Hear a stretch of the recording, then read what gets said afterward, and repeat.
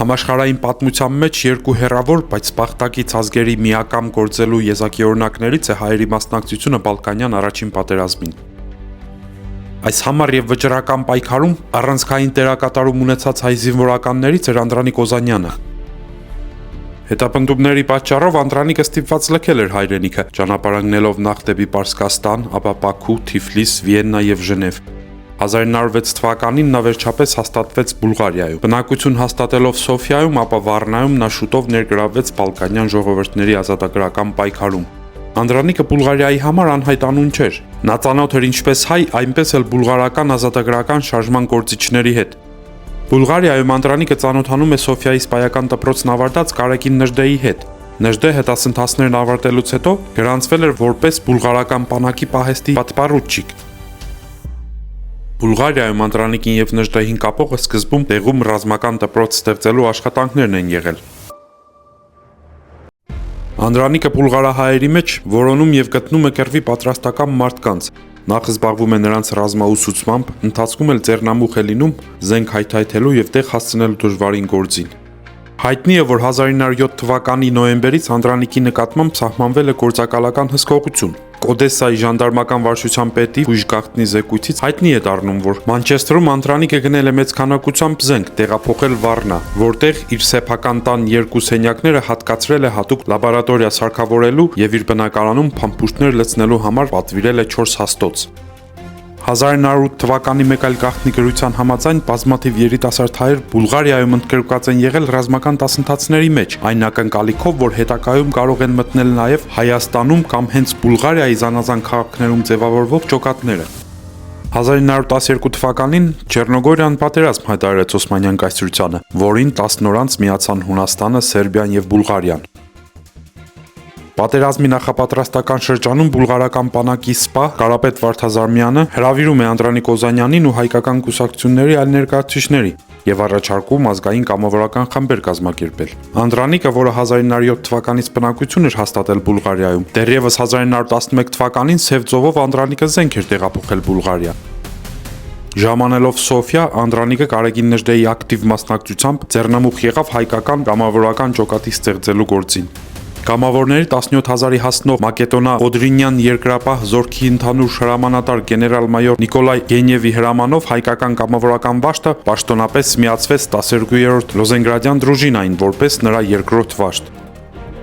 1912 թվականի հոկտեմբերի 3-ին կամավորական զորքի շտաբի պետ մայոր Պյոտր Դարվինկովի կարգադրությամբ հայկական վաշտի հրամանատար է նշանակվում 1906 թվականին Սոֆիայի սպայական դպրոցն ավարտած բուլղարական բանակի պատպարուչիկ Կարեգին Նժդեհը։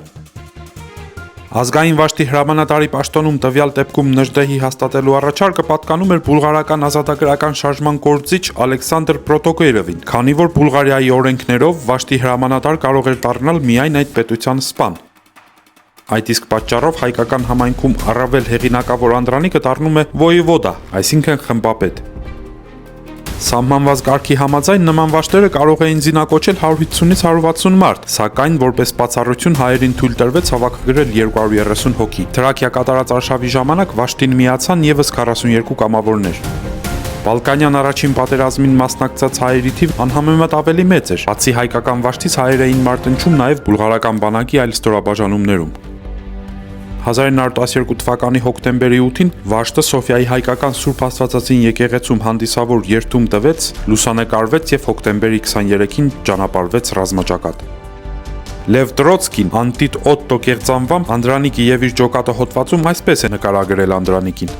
Նա փառահեղ է իր մուգ մոխրագույն հագուստով, կողքից կախ է ընկած հեռադիտակ եւ բրաունինգ ատրճանակ։ Կրծքին ամրացված է մի փունջ ծաղիկ եւ ժապավեն, մահ կամ ազատություն մակագրությամբ։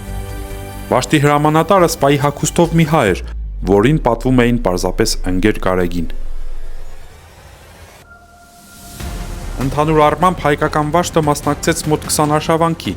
Անցնելով 25 կիլոմետր հայկական վաշտը ազատագրեց Գյումուրջինե քաղաքը, հասնելով Մարիցայի գետապ։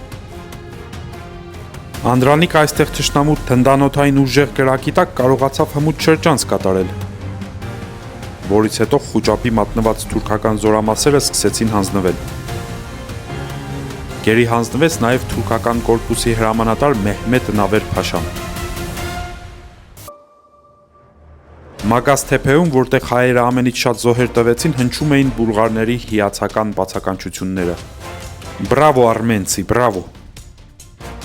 Պատերազմը ավարտվեց Օսմանյան կայսրության պարտությամբ։ 1913 թվականի Լոնդոնի հաշտության պայմանագրով Օսմանյան կայսրությունը կորցրեց եվրոպական իր բոլոր տիրույթները, բացառությամբ Պոլսի եւ Արևելյան Թրակիայի մի փոքրիկ մասի։ 1913 թվականի մայիսի 28-ին հայկական վաշտը հանձնեց գույքը եւ պաշտոնապես կազմալուծվեց։ Գերազանց ծառայության համար Անդրանիկն ստացավ պատպառուչիկի, Նժդեհը պառուչիկի աստիճան։ Դեռևս հունվար ամսին Անդրանիկը պարգևատրվել էր զինվորական քաջության երկրորդ աստիճանի խաչով։ Բայական քաջության խաչով պարգևատրվեց Նժդեհը։ Անդրանիկը ստացավ նաև Բալկանյան արծիվ ժողովրդական տիտղոսը։ Բալկանյան պատերազմների շրջանում Անդրանիկը եւ մյուսները նշանակալի աշխատանք տարան նաև Բուլղարիայի հայկական գաղթօջախներում, հայկական հարցի աշխուժացման եւ Բալկանյան ժողովուրդների օրինակով Արևմտյան Հայաստանն ազատագրելու ուղղությամբ։ Չմոռանաք բաժանորդագրվել ալիքին, հավանել այս տեսանյութը եւ մեկնաբանել։